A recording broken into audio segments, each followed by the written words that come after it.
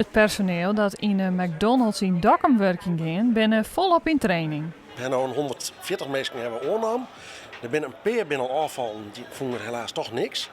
Maar we proberen om de mensen vol mogelijk te trainen, dat we uiteindelijk aan, als we eten gaan in Dokkum, een goed traind personeel hebben.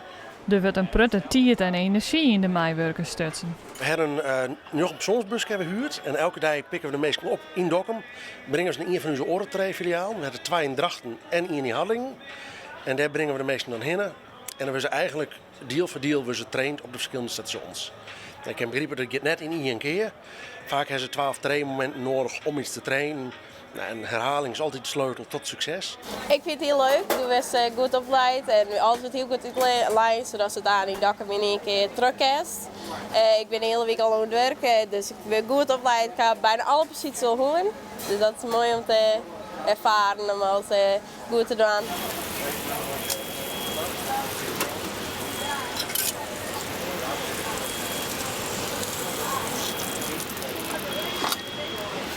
Ik maak nu een fjouweringen en dat ben bijvoorbeeld voor de quarter pounders. Ik vind dit inderdaad wel een van de leuke dingen. Lekker in de keuken werkje. Nou, dat bevalt me wel. De trainees zijn heel enthousiast. Maar toch komt het er soms volop aan. Nou ja, als het in de rust is, dat is heel druk en al die auto's bij de drive en ik ben heel druk. En dan steeds bij de broodjes, dan maak je echt alles in één keer dan, alles kollige bestellingen en alles. Maar dan maak je gewoon rustig blowen, zodat alles wel goed gaat. Maar ja, dat is soms nog wel wat moeilijk, maar het komt vast wel goed. We zien vooral in het begin, als we hierheen gaan, ben ze heel stil en verlegen, omdat ze elkaar nog wat leren kennen. En op een gegeven moment wordt het echt een leuk team. Ze beginnen elkaar te kennen. En ze beginnen steeds beter hun werk te doen. En eigenlijk ben ze al wat vergelijken met het personeel wat we hier hebben. En dan hingen ze mij onderom. En dan omhoog. We beginnen tot aan de opening trop met training.